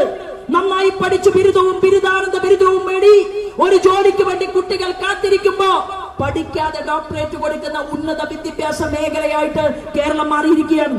അങ്ങനെയാണ് ഷിജു ഖാൻ ഡോക്ടറേറ്റ് കൊടുത്തത്. അങ്ങനെയാണ് ചിന്തയ്ക്ക് ഡോക്ടറേറ്റ് കൊടുത്തത്. അങ്ങനെയാണ് നമ്മുടെ കണ്ണൂരിലെ രാകേഷിന്റെ ഭാര്യയ്ക്ക് ഉന്നത ജോലി കൊടുത്തത്. കണ്ണൂരിലെ രാകേഷിന്റെ ഭാര്യയ്ക്ക് അനധികൃതമായി ഉന്നത ജോലി കൊടുത്തത് കൊണ്ടാണ് പാലക്കാട് MP രാജേഷിന്റെ ഭാര്യ പറഞ്ഞത്, ചേട്ടാ കണ്ണൂരിലെ രാകേഷിന്റെ ഭാര്യയ്ക്ക് മാത്രം ജോലി പോരാ, എനിക്കും വേണം. അങ്ങനെയാണ് MP രാജേഷിന്റെ ഭാര്യയ്ക്ക് സംസ്കൃത സർവകലാശാലയിൽ ജോലി കൊടുത്തത്. അങ്ങനെയാണ് ഇവിടുത്തെ മാർക്സിസ്റ്റ് പാർട്ടിയുടെ നേതാക്കന്മാരുടെ ഭാര്യമാരൊക്കെ പല സഹകരണ സംഘങ്ങളിലും ജോലി ചെയ്യുന്നത്. അങ്ങനെയാണ് നമ്മുടെ കേരളത്തിന്റെ പൊതുമേഖലാ സ്ഥാപനങ്ങളിൽ ഉന്നതമായ പൊസിഷനുകളിൽ മാർക്സിസ്റ്റ് പാർട്ടിയുടെ നേതാക്കന്മാർ അവർ ഭരിച്ചുകൊണ്ട് മുന്നോട്ട് പോകുമ്പോൾ ഇരിക്കുന്നത്. ഇവിടുത്തെ പാവപ്പെട്ടവന്റെ മക്കൾ 1000-ഉം 2000-ഉം 10,000-ഉം വരുന്ന കുട്ടികൾ അവർ ഇവിടെ നിന്ന് ജോലിയെടുക്കാൻ വേണ്ടി പോകുന്നത്. അമ്മമാർ, ജനാധിപത്യ വിശ്വാസികൾ മനസ്സിലാക്കണം, ആ കുട്ടികൾ പോകുന്നത് യുദ്ധം നടക്കുന്ന ഭൂമിയിലേക്ക് വരെ പോകാൻ അവർ തയ്യാറായിക്കൊണ്ട് 15,000 രൂപ കിട്ടാൻ വേണ്ടി, സ്വന്തം അച്ഛനെയും അമ്മയെയും പുലർത്താൻ വേണ്ടി 15,000 രൂപയോ 20,000 രൂപയോ ചിലവ് കഴിച്ചു കിട്ടാൻ വേണ്ടിയിട്ട് ലോക രാജ്യങ്ങളിൽ പോയി ഒന്നുമില്ലാത്ത രാജ്യങ്ങളിലേക്ക് വണ്ടി കയറി അവിടെ ജീവിക്കാൻ വിധിക്കപ്പെട്ട കുട്ടികളുണ്ട് ഈ നാട്ടിൽ. ആ കുട്ടികളെ എന്തുകൊണ്ടാണ് നിങ്ങൾ കേരളത്തിന്റെ മക്കളായിട്ട് കാണാത്തത്?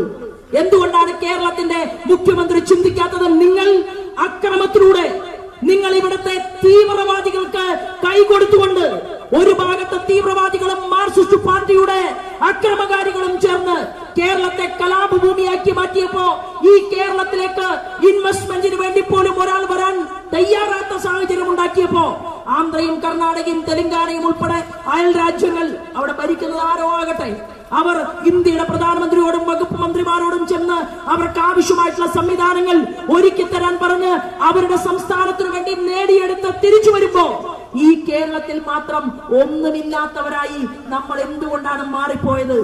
വൃദ്ധരുടെ നാടായി മാത്രം ഈ കേരളം മാറിയാൽ മതിയോ? ഈ ചോദ്യമാണ് ഇന്നത്തെ ദിവസം യുവമോർച്ചയുടെ സഹപ്രവർത്തകരുടെ മുന്നിൽ ഞാൻ വെക്കാൻ ആഗ്രഹിക്കുന്നത്. ഇതിനൊരു മാറ്റമുണ്ടാകണം. കേരളത്തിലെ എല്ലാ വീടുകളിലേക്കും, എല്ലാ യുവാക്കളിലേക്കും, എല്ലാ യുവതികളിലേക്കും അവരുടെ മനസ്സുകൾക്കകത്തേക്ക് നമ്മുടെ പ്രസ്ഥാനത്തിന്റെ ശബ്ദം എത്തണം. ആ പ്രസ്ഥാനത്തിന്റെ ശബ്ദം ഓരോ ബൂത്തുകളിലും സൃഷ്ടിക്കണമെന്നാണ് ജയകൃഷ്ണൻ മാസ്റ്റർ ആഗ്രഹിച്ചത്. അതിനാണ് അദ്ദേഹം പദയാത്ര നടത്തിയത്. അതിനാണ് അദ്ദേഹം ഈ കൊടിയെ നെഞ്ചോട് ചേർത്തത്. അതിനാണ് അദ്ദേഹം കണ്ണൂരിന്റെ മണ്ണിൽ കൊലപ്പെടുത്തുമെന്ന് ഉറപ്പുണ്ടായിട്ടും ആ കൊലപാതകികൾ എന്റെ പിറകിൽ നടന്നു വരുന്നുണ്ട് എന്നുള്ള ഓർമ്മ ഹൃദയത്തിൽ വെച്ചിട്ടും അദ്ദേഹം ഈ പ്രസ്ഥാനത്തിന് വേണ്ടി ജയ് വിളിച്ചത്. അതുകൊണ്ട് യുവമോർച്ച പ്രസ്ഥാനം കേരളത്തിന്റെ മണ്ണിൽ വലിയ മാറ്റത്തിന് വേണ്ടി, വലിയൊരു പോരാട്ടത്തിന് വേണ്ടി ഞാനും നിങ്ങളും എടുത്തിട്ടുള്ള വ്രതം എന്ന് പറയുന്നത് കേരളത്തെ ആകമാനം മാറ്റിമറയ്ക്കാനാണെങ്കിൽ ദേശീയധാരയിൽ നിന്ന് കിട്ടുന്ന വിഭവങ്ങളെ അത് ഈ നാട്ടിലേക്ക് കൊണ്ടുവരാൻ ഭരണപക്ഷവും പ്രതിപക്ഷവും തയ്യാറില്ലെങ്കിൽ നമ്മൾ ഓരോ പഞ്ചായത്തിന്റെയും മുന്നിൽ, ജനങ്ങളുടെ മുന്നിൽ ഈ കാര്യങ്ങളെ കുറിച്ച് വിശകലനം ചെയ്തുകൊണ്ട് നമുക്ക് സമരത്തിന്റെ, പ്രക്ഷോഭത്തിന്റെ തീനാളങ്ങൾ സൃഷ്ടിക്കാൻ ഈ കേരളത്തിന്റെ മണ്ണിൽ നമുക്ക് സാധിക്കണം. മനുഷ്യർ മാറുകയാണ്. കണ്ണൂരിലെ കോൺഗ്രസിൽ നിന്ന് മിസ്റ്റർ രഘുനാഥ് നമ്മുടെ പ്രസ്ഥാനത്തിനകത്തേക്ക് കടന്നു വന്നു. നമ്മുടെ പാർട്ടിയിലേക്ക് ആര് വന്നാലും അത് വലിയ വാർത്തയല്ല. നമ്മുടെ പാർട്ടിയിൽ നിന്ന് ആരെങ്കിലും പോയാൽ അത് വലിയ വാർത്തയാണ്. ആ വാർത്ത 4 ദിവസവും ചർച്ച ചെയ്യും, 10 ദിവസവും ചർച്ച ചെയ്യും, അത് കഴിഞ്ഞാലും ചർച്ച ചെയ്യും. പക്ഷേ ഈ പ്രസ്ഥാനത്തിനകത്തേക്ക് ആളുകൾ കടന്നു വരികയാണ്. ഞാൻ ആലപ്പുഴയിലാണ് കഴിഞ്ഞ തെരഞ്ഞെടുപ്പിൽ മത്സരിച്ചത്. ആലപ്പുഴ കൂത്തുപറമ്പിലെ രക്തസാക്ഷി മണ്ഡപം പോലെ ആലപ്പുഴയിലാണ് പുന്നപ്രയിലെ, വയലാറിലെ സമരഭൂമി. ആ പുന്നപ്രയും വയലാറും 1ാം സ്ഥാനം താമരയിലാണ് കമ്മ്യൂണിസ്റ്റുകാർ വോട്ട് ചെയ്തത്. പ്രിയപ്പെട്ടവരെ, ആ ആലപ്പുഴയുടെ മണ്ണിൽ നിന്നാണ് ചെറുപ്രായത്തിൽ മാർക്സിസ്റ്റ് പാർട്ടിയുടെ കൊടി പിടിച്ചു വളർന്നു വന്ന ഒരു ചെറുപ്പക്കാരൻ, ജില്ലാ പഞ്ചായത്ത് മെമ്പർ, നമ്മുടെ പാർട്ടിക്കകത്തേക്ക് കടന്നു വന്നത്. ഈ കേരളത്തിൽ തിരുവനന്തപുരം മുതൽ തെക്കൻ കേരളത്തിലെ ഇന്ന് ഞാൻ കാറിൽ വരുന്ന വഴിയില് ഒരു വലിയ രാഷ്ട്രീയ നേതാവിന്റെ മകനുമായിട്ട് ഞാൻ ഫോണിൽ സംസാരിച്ചു. എന്റെ കൂടെ ഇരിക്കുന്നവർക്കറിയില്ല അത് ആരാണെന്ന്. ഇപ്പോ EP ജയരാജൻ പറയുകയാണ് ശോഭാ സുരേന്ദ്രന് നിലവാരമുള്ള ഒരു നേതാവല്ല എന്നാണ് പറഞ്ഞത്. പക്ഷേ എന്റെ മണ്ഡലം പ്രസിഡന്റിന് മനസ്സിലായിട്ടില്ല BJPയിൽ ചേരാൻ വേണ്ടി ആഗ്രഹിച്ചുകൊണ്ട് ശോഭാ സുരേന്ദ്രനെ ഫോണിൽ വിളിക്കാൻ വേണ്ടി തെക്കൻ കേരളത്തില് നല്ല ആഢ്യത്വമുള്ള നേതാക്കന്മാര് ഇപ്പോഴും തയ്യാറെടുപ്പ് നടത്തിക്കൊണ്ടിരിക്കുന്നുണ്ട്. അത് ശോഭാ സുരേന്ദ്രന്റെ മിടുക്കല്ല, ഞാൻ പിടിച്ച കൊടിയുടെ മിടുക്കാണ്, ഈ താമര ചിഹ്നത്തിന്റെ മിടുക്കാണോ എന്ന് സഖാവ് EP ജയരാജനോട് പറയാൻ ഞാൻ ആഗ്രഹിക്കുകയാണ്. ഡൽഹി വരെ കുളിച്ചൊരുങ്ങി വന്നപ്പോ എന്റെ നിലവാരത്തെ കുറിച്ച് മനസ്സിനകത്ത് ആശങ്കയുണ്ടായില്ല. അവിടെ തൃശ്ശൂരില് വന്ന് അവിടെ കൃത്യമായി 101 നമ്പർ റൂം എടുത്ത് 107 നമ്പർ റൂമിലേക്ക് ശോഭാ സുരേന്ദ്രൻ എന്ന് പറയുന്ന നിങ്ങളുടെ സഹോദരിയോട് ചർച്ച ചെയ്യാൻ വേണ്ടി വന്നപ്പോഴും സഖാവ് EP ജയരാജന് എന്റെ നിലവാരത്തെ കുറിച്ച് ഒരു ബുദ്ധിമുട്ടും ഉണ്ടായില്ല. ഞാൻ ഈ പരിപാടി, ഈ ഒരു കാര്യം ഞാൻ ചെയ്യാൻ ശ്രമിച്ചതിന്റെ കാരണം അത് ഡിസംബർ 1 വരെ ഞാൻ കാത്തിരിക്കുകയായിരുന്നു പൊതുസമൂഹത്തോട് പറയാൻ. എന്താണെന്നറിയുമോ? EP ജയരാജന്റെ പവർ കണ്ടിട്ടല്ല. ഈ മാർക്സിസ്റ്റ് പാർട്ടി എന്ന് പറയുന്ന പ്രസ്ഥാനമുണ്ടല്ലോ, 300-ലധികം വരുന്ന ബലിദാനികളെ സൃഷ്ടിച്ചുകൊണ്ട് ഞങ്ങളുടെ അമ്മമാരെ അനാഥരാക്കിയിട്ടുള്ള നിങ്ങളുടെ പാർട്ടിയിൽ നിന്ന് ആര് വന്നാലും പൊളിച്ചടുക്കി കൊണ്ടുപോകുമെന്നുള്ളതാണ് ദൃഢപ്രതിജ്ഞ. ആ ദൃഢപ്രതിജ്ഞ പ്രസ്ഥാനം ഇനിയും മുന്നോട്ട് നീക്കും എന്നുള്ള കാര്യത്തിൽ തർക്കമില്ല. ആലപ്പുഴയില് ഒന്നുകൊണ്ട് അവസാനിച്ചു വന്നാണോ സഖാക്കൾ കരുതുന്നത്? അല്ല, അവിടെ വലിയ മാറ്റത്തിന്റെ കേളികൊട്ട് ഒരുങ്ങുകയാണ്. ഈ കൂത്തുപറമ്പിലും വരാൻ പോകുന്ന നാളുകളിൽ എനിക്കുറപ്പുണ്ട്, പുന്നപ്രയ്ക്ക് മാറാമെങ്കിൽ, വയലാറിന് രക്തസാക്ഷി മണ്ഡപത്തിന്റെ വാർഡിൽ 1ാം സ്ഥാനം BJPക്ക് ഏൽപ്പിക്കാമെങ്കിൽ കൂത്തുപറമ്പിലും BJPക്ക് MLA ഉണ്ടാകുമെന്നുള്ള ആ ബോധ്യമാണ് പ്രിയപ്പെട്ട ജനാധിപത്യ വിശ്വാസികളെ, നമ്മുടെ അമരന്മാരായിട്ടുള്ള ബലിദാനികളുടെ മുന്നിൽ നമ്മൾ എടുക്കുന്ന ഏറ്റവും വലിയ ഹൃദ്യമായിട്ടുള്ള തീരുമാനം എന്ന് പറയുന്നത്. ഇവിടെ ഇരിക്കുന്നവർക്കൊന്നും അത്ര വലിയ വയസ്സൊന്നും ആയിട്ടില്ല. എല്ലാവരും കേരള നിയമസഭയ്ക്കകത്ത് പോകും. അങ്ങനെ കേരളത്തിന്റെ മടിത്തട്ടിൽ നമ്മുടെ പന്ന്യൻ ചന്ദ്രേട്ടനും അതുപോലെ തന്നെ അശ്വിനി കുമാറിനും നമ്മുടെ KT ജയകൃഷ്ണൻ മാസ്റ്ററും ഉൾപ്പെടെയുള്ള നിരവധിയായിട്ടുള്ള ബലിദാനികളുടെ സ്വപ്ന സാക്ഷാത്കാരത്തിന് വേണ്ടിയിട്ട് നമ്മൾ ഈ കേരളത്തിന്റെ മണ്ണിൽ മുന്നോട്ട് നീങ്ങും. നരേന്ദ്രമോദിയുടെ പ്രസ്ഥാനത്തെ BJPയെ സ്വീകരിക്കാൻ, കാണാൻ, മനസ്സിലാക്കാൻ, വിളക്ക് കത്തിക്കാൻ അറിയാവുന്നവർ, പ്രാർത്ഥിക്കാൻ അറിയാവുന്നവർ. ലവ് ജിഹാദിലേക്ക് പെൺകുട്ടി സ്വന്തം മകൾ പോയപ്പോ, അശോകേട്ടനെ കാണാൻ ഞാൻ പോയപ്പോ നെഞ്ചത്ത് കൈവച്ചുകൊണ്ട് സഖാവ് അശോകൻ പറഞ്ഞു, എന്താണെന്നറിയുമോ, ഗണപതി ഹോമം നടത്താൻ സമ്മതിക്കില്ല, വിളക്ക് കത്തിക്കാൻ സമ്മതിക്കില്ല, ദൈവത്തെ വിളിക്കാൻ സമ്മതിക്കില്ല, പെൺകുട്ടികൾക്ക് ശ്ലോകം ചൊല്ലാൻ പാടില്ല. എന്താ കാരണം? കാരണം ആ ശിശുവട്ടിയായി പോയി.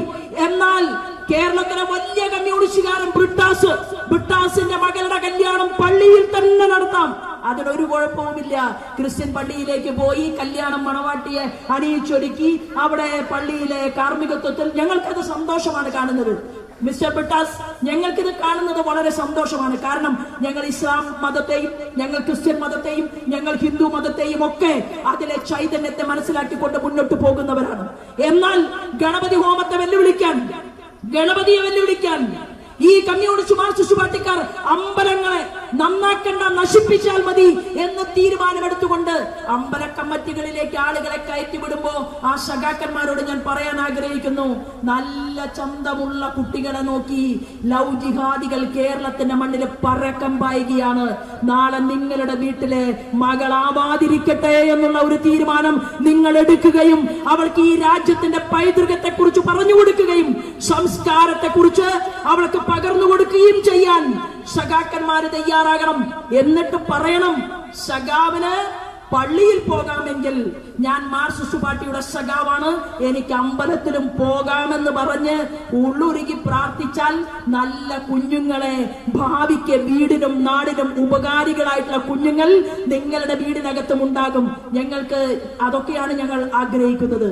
പ്രിയപ്പെട്ട ജനാധിപത്യ വിശ്വാസികളെ, ഞാൻ കോൺഗ്രസിനെ കുറിച്ച് കൂടുതലൊന്നും ഈ വേദിയിൽ പറയാൻ ആഗ്രഹിക്കാത്തത്, ഇന്ത്യൻ രാഷ്ട്രീയത്തിൽ 100 സീറ്റാണ് കിട്ടിയത്.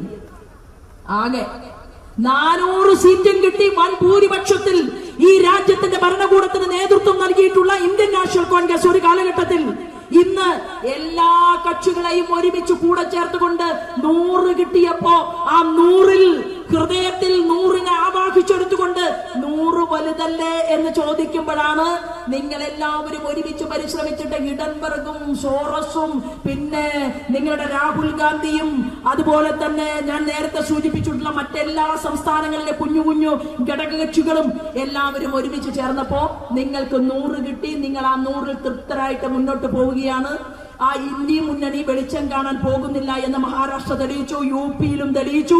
ഇനി വരാൻ പോകുന്ന നാളുകളിൽ കേരളത്തിൽ, കാരണം രാജ്യവ്യാപകമായിട്ടുള്ള ചരിത്രമല്ലല്ലോ കോൺഗ്രസ് ചോദിക്കുന്നത്, നിങ്ങൾ കേരളത്തിൽ ഒന്ന് കാണിച്ചു തരാനാണ് പറയുന്നത്. ഞങ്ങൾ പറയാൻ ആഗ്രഹിക്കുന്നത്, ഒറ്റയ്ക്ക് നിൽക്കണം. ഭാരതീയ ജനതാ പാർട്ടി നേതൃത്വം നൽകുന്ന NDA ഞങ്ങൾ കേരളത്തിന്റെ പൊതുവീതിയിൽ ഞങ്ങൾ ഗ്രൗണ്ട് ഒരുക്കും അടുത്ത അസംബ്ലി തെരഞ്ഞെടുപ്പിൽ. ആ ഗ്രൗണ്ടിന്റെ മറുഭാഗത്ത് നിങ്ങൾ നിൽക്കേണ്ടത് നിങ്ങളുടെ പ്രസ്ഥാനത്തിന്റെ കൊടികൾ കൂട്ടിപ്പിടിച്ചുകൊണ്ട് നിങ്ങളുടെ മുന്നണി നിന്നോളൂ, 2 മുന്നണികളിൽ നിന്നോളൂ. പക്ഷേ കേരള നിയമസഭയ്ക്കകത്തേക്ക് ഈ രാജ്യഭരണകൂടത്തിന്റെ തലവനായ നരേന്ദ്രമോദി വിശ്വസിക്കുന്ന ഈ ഭാരതീയ ജനതാ പാർട്ടിയുടെ താമര ചിഹ്നത്തിൽ ജയിച്ച് 25 പേർ ഞങ്ങൾ വരാൻ പോകുന്ന നാളുകളിൽ നിയമസഭയ്ക്കകത്തേക്ക് എന്റെ സഹോദരന്മാരും സഹോദരിമാരും കടന്നു പോകുന്ന തെരഞ്ഞെടുപ്പ് വരാൻ പോവുകയാണ്. കോൺഗ്രസിന്റെ ഇവിടുത്തെ ഓരോ ബൂത്ത് തലത്തിലുള്ള ജനാധിപത്യ വിശ്വാസികളുടെയും മുന്നിലേക്ക് ഞങ്ങൾ കേന്ദ്രത്തിൽ ഭരണകൂടത്തിന് നേതൃത്വം നൽകുന്ന എല്ലാ വകുപ്പ് മന്ത്രിമാരോടും ചില കണക്കുകൾ ചോദിച്ചിട്ടുണ്ട്. എത്രയാണ് നിങ്ങൾ കേരളത്തിലേക്ക് കൊടുത്തത്? അത് റെയിൽവേ വകുപ്പ് പറഞ്ഞു, നമുക്ക് ഉത്തരം കിട്ടി. റോഡ് വികസിപ്പിക്കാൻ കൊടുത്തു, അതിന്റെ കണക്കിപ്പോ അടുത്തു വരും. എല്ലാം A to Z കണക്കുകൾ നമ്മുടെ കയ്യിൽ കിട്ടുമ്പോ യുവമോർച്ചയുടെ പ്രവർത്തകന്മാർ അതുമായിട്ട് വീടുകളിലേക്ക് ഇറങ്ങുമെന്നുള്ള ദൃഢവിശ്വാസം എനിക്കുണ്ട്. മറ്റു കാര്യങ്ങളിലേക്കൊന്നും ഞാൻ കടക്കുന്നില്ല. കാരണം ഈ അക്രമ രാഷ്ട്രീയത്തെ കുറിച്ച് അടിവരയിട്ടുകൊണ്ടാണ് നേരത്തെ ഇദ്ദേഹം ഇവിടെ പ്രസംഗിച്ചിട്ടുള്ളത്. ഒരുപാട് കാര്യങ്ങൾ അദ്ദേഹം നിങ്ങളുമായിട്ട് പരാമർശിച്ചു കഴിഞ്ഞു. എനിക്ക് അമ്മമാരോടുള്ള അപേക്ഷ എന്ന് പറയുന്നത്, ഇത്രയും കാലം നിങ്ങൾ കാത്തിരുന്നില്ല. ഇത്രയും കാലം നിങ്ങൾ കാത്തിരുന്നത് ഏതെങ്കിലും ഒരു രാഷ്ട്രീയത്തിൽ BJP-യിൽ പ്രവർത്തിക്കുന്ന ഏതെങ്കിലും ഒരു നേതാവിന്റെ മുഖത്തോടുള്ള സ്നേഹം കൊണ്ടല്ല. നിങ്ങൾ ഇത്രയും കാലം കാത്തിരുന്നത് നിങ്ങൾ വിശ്വസിച്ച ഈ സംഘപരിവാർ പ്രസ്ഥാനത്തെ കേരളത്തിൽ വളർന്നു വലുതാകുന്നത് കാണാൻ വേണ്ടിയിട്ടാണെങ്കിൽ 8 വർഷം കൂടി മാത്രം മതി. നമുക്ക് അസുലഭമായിട്ടുള്ള ഒരവസരം ജഗദീശ്വരൻ നമുക്ക് നൽകും. അതിന് എന്റെ അമ്മമാർ തന്നെയാണ് ഏറ്റവും നാരായ പേരുകളായിട്ട് ഇവിടെ നിലകൊള്ളുന്നത് എന്നുള്ള യാഥാർത്ഥ്യത്തെ ഉൾക്കൊണ്ടുകൊണ്ട് ഏത് കഠിനമായിട്ടുള്ള വഴിത്താരകളിലൂടെയും ഞങ്ങൾ എല്ലാവരും നടക്കും. അതിന് നിങ്ങളുടെ അനുഗ്രഹവും സ്നേഹവും മാത്രം മതി എന്ന് സൂചിപ്പിച്ചുകൊണ്ട് സ്വർഗീയനായിട്ടുള്ള ജയകൃഷ്ണൻ മാസ്റ്ററുടെ ഓർമ്മകൾക്ക് മുൻപിൽ കാവിപ്പൂക്കൾ അർപ്പിച്ചുകൊണ്ട് ഞാൻ എന്റെ കൊച്ചുവാക്കുകൾ നിർത്തുന്നു.